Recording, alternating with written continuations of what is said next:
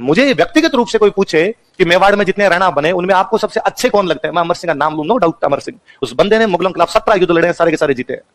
होता क्या है, कई बार बड़े पेड़ के नीचे दूसरा कुछ भी लग नहीं पाता, बड़ा पेड़ सूर्य की सारी रोशनी रोक लेता है, इसलिए नीचे धूप भी नहीं लग पाती। महाराणा प्रताप इतना बड़ा नाम हो गया कि अमर सिंह आते नहीं कहीं पर।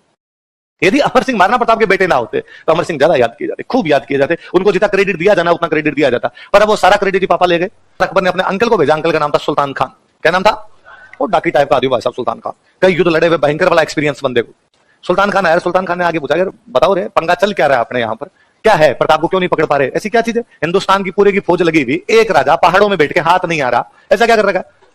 तो सर अपने पहाड़ों के रास्ते जानते नहीं, अपने यदि पहाड़ों के अंदर जाते हैं तो अब छोटी छोटी टुकड़ियों में जाना पड़ता है, वो रास्ते जानता है, अपनी टुकड़ियां हार के वापस आ जाती है। तो उसने कहा यार पहाड़ों में उसके हथियार कहां से जाते हैं, पहाड़ों में उसके लिए अनाज कहां से जाता होगा, पहाड़ों में उसकी सप्लाई कहां से जाती होगी, ऐसा पहाड़ों में के रास्ते हैं, उन रास्तों से जाती है। तो उसने कहा रास्ते ब्लॉक कर दो, पहाड़ों में हथियार जाने बंद, पहाड़ों में अनाज जाना बंद, पहाड़ों में कोई खजाना जाना बंद, फिर कहां से आएंगे? सर इतने बड़े पहाड़ों को रोकने को, उसने कहा पूरी सेना है अपने पास में, कहां लगाने, तुम तो बताओ रास्ते कहां है? सर एक रास्ता इनका डूंगरपुर की तरफ जाता है, देवल होकर जाता है। कहां से होकर जाता है? उसने एक सेना की टुकड़ी लगा दी देवल, एक रेजिमेंट कहां बिठा दी? देवल। जहां पर ये सेना बिठाते उनको बोलते थाने, क्या बोलते? तो एक थाना उसने कहां पर बना दिया? और बताओ, तो कहा डूंगरपुर वाला रास्ता बोलोगा, डूंगरपुर से कोई भी सहायता मिल नहीं सकती। और एक पाली की तरफ रास्ता निकलता है, वो कहां से जाता है? देसूरी। कहां जाता है? उसने कहा देसूरी बंद करो, तो एक थाना कहां बिठा दिया? देसूरी। और बताओ कि साहब एक रास्ता उदयपुर की तरफ निकलता है, वो कहां से निकलता है? देबरी, देबरी ब्लॉक करो, एक थाना कहां पर बना दिया? देबरी। और ये सर इनका सबसे महत्वपूर्ण थाना जो है, महत्वपूर्ण जो रास्ता है वो राजसमंद होता हुआ अजमेर की तरफ निकलता ही है, ये कौन सा है? ये दिवेर। ये कौन सा है? कि सर इसमें इनको दो फायदे हैं। क्या दो फायदे हैं? कि एक तो इनको अजमेर वाला रूट इनका खाली रहता है, यहां से इनको सप्लाई खूब आती रहती है। फिर दूसरा, अपने को भी सारे साधन अजमेर से मंगाने पड़ते हैं, क्योंकि इन्होंने अपनी पब्लिक को तो पहाड़ों में शिफ्ट कर रखा था, अपने अनाज कहां से मंगाई? अजमेर। और ये इस रास्ते से अपना सामान आने नहीं देते, इनके सैनिक अपना सामान बीच में लूट लेते हैं, इसलिए अपने को तो यहाँ दुविधा का सामना करना पड़ता है, अपने को सामान लाने के लिए भी सेना लगानी पड़ती है। उसने कहा मत चिंता करो, इधर मैं बैठा हूं। उसने 4 थाने लगा दिए, डूंगरपुर वाले रास्ते पे देवल, पाली वाले पे, उदयपुर वाले पे, और राजसमंद वाले पे, और दिवेर वाले में खुद जाके बैठ गया। और वास्तव में उसने प्रताप को ब्लॉक ही कर दिया कि पहाड़ों से बाहर निकलना ही बंद, हालत अंदर खराब कर रखी। अंदर वो बैठे बैठे वेट एंड वॉच की स्थिति में, आज नहीं तो कल, कल नहीं तो परसों खाली होंगे, तब करेंगे कुछ ना कुछ अपने, कभी ना कभी तो इनको खाली करने पड़ेंगे रास्ते यहाँ से। इधर दशहरे का त्योहार है, कौन सा त्योहार है? आपने दशहरे पे यहाँ पे हथियारों की पूजा होती है, शस्त्र पूजन करते हैं अभी। अच्छा, शस्त्र पूजन के बाद में ये माना जाता कि तलवार म्यान से बाहर निकाली, आपने उसका पूजन किया, तो तलवार म्यान में तभी डाली जाए जब उसके खून लग जाए, खून लगना जरूरी है। तो आपने दशहरे के दिन लड़ाइयां होती थी, छोटी मोटी कोई ना कोई लड़ाइयां करते, उन लड़ाइयों को बोला करते टीका दौड़। क्या बोलते? टीका मतलब तिलक, हथियारों के तिलक लगाया, उसके बाद में जो लड़ाइयां हुई उन लड़ाइयों क्या बोला करते? टीका। अब हथियारों की पूजा वूजा की, महाराणा प्रताप ने अंदर बैठ के, अब कहा भाई अपने को लड़ाई करनी है, कहां लड़ाई करें? तो कहा भाई मुगलों के 4 कैंप है, चारों कैंपों में कहीं पर हमला करते हैं। कहां हमला करें? मंत्रियों से पूछा तो सब लोगों ने ऊपर वाले 3 कैंप बताए, भाई यहां पर हमला कर लिया जाए। यहां पर क्यों कर लिया जाए? क्योंकि दुश्मन की सेना थोड़ी कम है, दिवेर में सेना ज्यादा है, तो दिवेर में अपने को नुकसान हो सकता है, यहां पर किया जाए। महाराणा प्रताप ने कहा दिवेर पे करें ज्यादा ठीक नहीं रहेगा। कैसे? कि मुगलों को सबसे अधिक भरोसा कहां पर है? उन्हें लगता है भाई दिवेर पर अपने कभी भी हमला नहीं कर सकते। सुल्तान खान खुद कहां पर बैठा है, तो पहली बात तो वो वहां पे निश्चिंत हो रखेंगे, यहां पर तो हमला हो ही नहीं सकता, इसलिए वहां पर यदि करेंगे तो सफलता के चांस ज्यादा है। दूसरा, यदि दिवेर जीत गए ना तो बाकी वाले 3 तो मुगल भाग जाएंगे। दिवेर ही जीत गए तो क्या होगा? सर्जिकल स्ट्राइक है वो, दिवेर पर हमला किया गया, सारी की सारी मुगल फौज काट दी गई। अगले थोड़े दिनों के अंदर दिवेर खाली करवा लिया था, देसूरी, देवारी, देवल, यहाँ पे 36,000 मुगल फौजी सरेंडर करते हैं। मैं कई बार सोचता हूँ यार दिवेर का युद्ध हमारी हिस्ट्री में बताया क्यों नहीं जाता, दिवेर का युद्ध हमारी किताबों में उस कदर क्यों नहीं पढ़ाया जाता। हमने प्रताप को हल्दी घाटी में बंद करके रख दिया है। हल्दी घाटी की परिणति, हल्दी घाटी का जो संघर्ष शुरू होता है वो यदि कंप्लीट कहीं पर जाके हो रहा है तो कौन से युद्ध में हो रहा है? अमर सिंह सुल्तान खान को मारता है, इसमें भला मारता है, आर पार निकाल देता है सुल्तान खान के भला। सुल्तान खान डाकी टाइप का आदमी था, सुल्तान खान के भला मारा तो आर पार निकल गया। युद्ध जब समाप्त हो गया तो घायलों को उठा उठा के ला रहे थे, देखा सुल्तान खान घायलों में पड़ा तो महाराणा प्रताप खुद मिलने के लिए गए। भले भले दुश्मन यार, सेनापति था अगलों का, मरते हुए आदमी से मिला तो जाए कम से कम। सुल्तान खान बाप अंतिम सी सांस गिन रहा है, तो महाराणा प्रताप गए सुल्तान के पास और उनको जाके बताया, सुल्तान खान तेरी कोई अंतिम इच्छा हो तो बता दे, मरते हुए आदमी की अंतिम इच्छा तो पूरी की जाए। तो उसने कहा मैं उस लड़के को देखना चाहता हूं जिसने मेरे भला मारा, मैं सुल्तान खान हूं, मेरे को सामने आ जाए, मैं आंखें निकाल दूं ना तो आदमी को डर लगता है, और नजदीक आ जाए मैं झिंटे पकड़ दूं ना, बिड़ा बिड़ा के मार दूं, मेरे भला मारा यार, आर पार निकाला है, तो मरने वाला सा था। तो महाराणा प्रताप को लगा अमर सिंह को बुलाएंगे कैंप में से, वो आएगा तब तक ये बाबड़ा क्या पता मर ही जाएगा। तो वहीं पास में कोई फौजी खड़ा था, उसका हाथ पकड़ गया, ये है, इसने मारा था। सुल्तान खान मरता मरता हंस के कहता है इसको तो मैं मरता मरता मार जाऊं। ये नहीं था वो लड़का जिसने मेरे मारा, मैंने उसकी आंखें देखी, उसकी आंखों में चिंगारी अलग प्रकार की थी। महाराणा प्रताप अमर सिंह बुलाते हैं, दौड़ के आओ, उसको बुला के लाओ। अमर सिंह आता है, महाराणा प्रताप कहते मेरे वाला ही था, इसने मारा था। सुल्तान खान कहता है तुम बहादुर पिता के बहादुर पुत्र हो, वाकई यार तुम बहादुर हो, इस छोटी सी उम्र में यार तुमने मेरे आर पार भला निकाला। महाराणा प्रताप अमर सिंह को गंगा जल देते हैं कि सुल्तान खान के मुंह में गंगा जल डालो। हमेशा मानते हैं कि मरते हुए आदमी मुंह में गंगा जल डाला जाए तो जन्नत मिलेगी, स्वर्ग में जाएगा। ठीक है, दुश्मन है अपना, पर अब तो मर ही रहा है बेचारा, गंगा जल दिया जाए। अब उसके गंगा जल वगैरह डाल दिया, उसकी बोली वोली बंद हो गई, आंखें बंद हो गई, पर उसकी धड़कने चले थोड़ी थोड़ी, मरे नहीं। क्योंकि घायल आदमी के साथ सीधी दिक्कत है, जब तक पूरा खून नहीं निकलेगा वो मरेगा नहीं। ब्लड लॉस्ट होना पूरा जरूरी है, तभी वो मरेगा। एक तो क्या होता है भाई, आपका सिर फुट गया, खून फटाफट निकल गया, उसके बाद भाला अंदर घुसा हुआ, तो उसका खून धीरे धीरे निकले उस घाव से। तो यार ये जब तक खून नहीं निकलेगा मरेगा नहीं, बापड़ा तड़फ रहा है यार बड़े इस प्रकार से। तो महाराणा प्रताप अमर सिंह को कहते हैं कि भाला खींच के बाहर निकाल देते, एक झटके मर जाए। मरना तो 10 मिनट बाद मरे, 15 मिनट बाद मरे, क्यों तड़पे बेचारा, मर जाए। तो कहते वो इतना मोटा आदमी था कि अब अमर सिंह से भाला निकले नहीं, जाते तो यूं घुसा दिया बंदे ने, अब निकले नहीं। उसके बाद अमर सिंह उसके दोनों पैरों पे खड़ा होकर दोनों हाथों से खींचता है, तब उसका भाला निकलता था, वो मरता है। अमर सिंह वो योद्धा था जिसने सुल्तान खान के भाला आर पार कर दिया था। और हम बचपन से कहानियां सुनते हैं कि वो एक दिन घास की रोटी खा रहा था और उसके हाथ से वन बिलाव घास की रोटी छीन के भाग गया था। हरे घरे घास की रोटी ही जिद बन बिलावड़ो ले भाग्यो, छोटो सो अमरियो चीख पड़ियो, राणा रो सुत्यो दुख जाग्यो। कोई घास की रोटी नहीं थी। कवि की कल्पना है, कवि कल्पना ही करता है। हम पढ़ते हैं जहां ना पहुंचे रवि। मैं कन्हैयालाल सेठिया का खूब आदर करता हूं, सम्मान करता हूं। उन्होंने कविता रची, इस कविता के माध्यम से उन्होंने महाराणा प्रताप को जन जन का नायक बना दिया। घर घर तक वो कविता हमारे पहुंची। पर कविताएं इतिहास नहीं होती है। कवि कई प्रकार की इमेजिनेशन करता है, कई प्रकार की बातें लिखता है, हमें उनमें से हिस्ट्री निकालनी होती है। मैं कल जब आपको पढ़ा रहा था, मैंने एक बात बोली थी कि 1559 में उदय सिंह के पोता होता है, इसलिए उदय सिंह एकलिंग जी के धोख लगाने के लिए जाते हैं, उदयपुर की स्थापना करते हैं। बताया था मेरे, वो पोता अमर सिंह है। वो पोता कौन है? इसका मतलब अमर सिंह का जन्म कब हुआ है? 1559। हमें कहानी ये सुनाएगी कि हल्दी घाटी युद्ध के बाद प्रताप की आर्थिक स्थिति खराब हो गई थी, और खराब हो गई तो अमर सिंह एक दिन बेटा घास की रोटी खा रहा था और वन बिलाव उसके हाथ से छीन के भाग गया। हल्दी घाटी के युद्ध में अमर सिंह 17 साल का है। कितने साल का है? और आप कहते हो कि वन बिलाव उसके हाथ की घास की रोटी छीन के भाग गया था।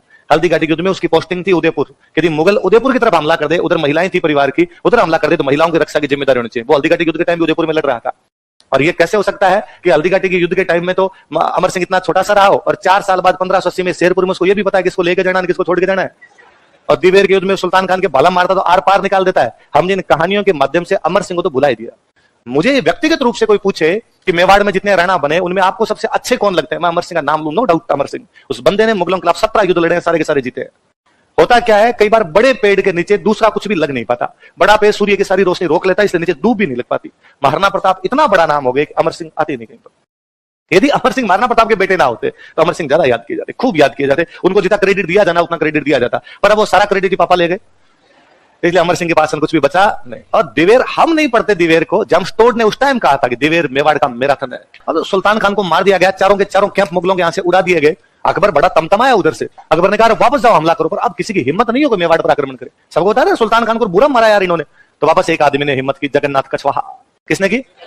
मान सिंह वाला अंकल। उसने कहा मैं ट्राई करके देखूं। अकबर ने कहा जाओ तुम। तो 1585 में मेवाड़ पर हमला कौन करता है?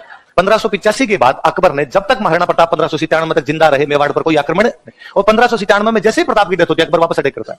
इसका मतलब इन बीच के 12 साल में अकबर को बहुत अच्छे से समझ आ गई थी कि आरएस में सिलेक्शन पटवारी ग्राम से दे लेने चाहिए, इधर अपनी पार पड़ेगी। क्योंकि इन सालों में प्रताप ने अफगानिस्तान पर अटैक किया है, पंजाब पर अटैक किया है, बंगाल पर अटैक किया है, उड़ीसा पर अटैक किया है, दक्षिण भारत पर अटैक किया है। ऐसा कैसे हो सकता है कि आप पूरे भारत के छोरों पर आक्रमण करो, सब जो बाउंड्री जोन पे आक्रमण करो, और नाक के ठीक नीचे मेवाड़ पड़ा उस पर आक्रमण ना करो? इसका मतलब वो समझदार आदमी है, वो प्रैक्टिकल बंदा है। उसको पता था कि यहां पर आउटपुट नहीं है, मर रहे हैं, हार रहे हैं, कुछ मिल तो यहां पे रहा नहीं, इससे अच्छा दूसरी जगह जीते हैं, इनका तो बाद में देख लेंगे। और जैसे ही इधर प्रताप की डेथ होती है, अमर सिंह राजा बनता है। अमर सिंह राजा बनते अकबर ने वापस अटैक किए और उसने कहा आजा, मैं तैयार ही हूं। फिर अकबर मर ही गया था 1605 में, तब तक वो मेवाड़ का राजा उसे संधि कर लेगा, ये उसका सपना ही रह गया था। ये उसका सपना कभी भी पूरा। इधर आपके प्रताप ने जैसे ही आपके जगन्नाथ कछवाहा ने अटैक किया, प्रताप को लगा ये मेरी लड़ाई मुगलों के साथ है। अकबर आए, रहीम जी आए, सुल्तान खान आए, शाहबाज खान आए, सैयद फखरुद्दीन आए, आसफ खान आए, मेरे समझ में आती है कि यार मुगलों से मेरी लड़ाई है, मुगलों के सेनापति लड़ने आएंगे। मान सिंह भगवंतदास जगन्नाथ कछवाहा क्या मांगते हैं इधर? तुम पंचायती करते घूमते हो, अब रुको, तुम आओगे मुगलों की तरफ से, मैं आमेर पर हमला कर दूंगा। प्रताप आमेर पर हमला कर देता है, और ये जो अभी नया नया जिला बना ये छीन लेता है, मालपुरा। क्या छीन लेता है? मालपुरा आमेर वालों के पास था, बहुत अच्छी ट्रेड मंडी थी बहुत अच्छी, इस पे कब्जा कर लिया उसने। मालपुरा के टैक्स के बाद मैं लूंगा।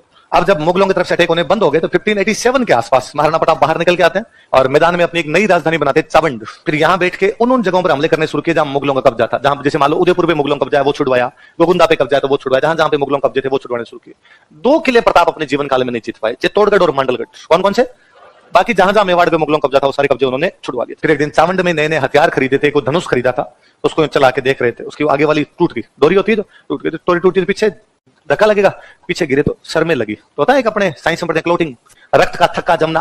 तो अभी भी क्लोटिंग हो जाती है तो बंदे की डेथ हो जाती है। जब भी कोई एक्सीडेंट केस होता है डॉक्टर सबसे पहले कहते हैं क्लोट नहीं जम गया, मतलब यदि आपका सिर फूट गया, खून निकल गया, आप कैसे नहीं मरेंगे?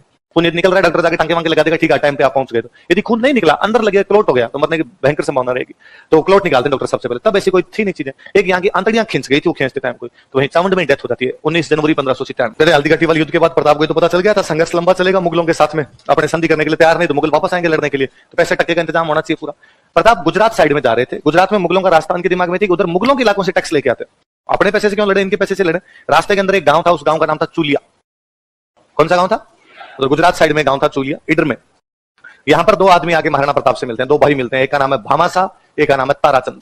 इन्होंने महाराणा प्रताप का, महाराणा प्रताप पैसे टक्के की चिंता करने की कोई आवश्यकता नहीं, आप तो पहाड़ों में रहो, पैसे का इंतजाम हम कर लेंगे, ये पकड़ो खूब सारे पैसे। अरे इतने पैसे कहां से? इनका एक तो हमारा जो पर्सनल खजाना है वो सारा का सारा आपका, आप तो संघर्ष करो, हम तुम्हारे साथ। एक प्रधान ने कहा ये तुम्हारा घर का है यार, ये मैं कैसे ले सकता हूँ? अरे सर सुनो, कुछ तो हमारे घर का है, कुछ इसमें मेवाड़ का ही खजाना है। भामाशाह के परिवार की ड्यूटी थी मेवाड़ में कोषाध्यक्ष की। किसकी ड्यूटी थी? कोषाध्यक्ष होती। भामाशाह का परिवार कोषाध्यक्ष ही था।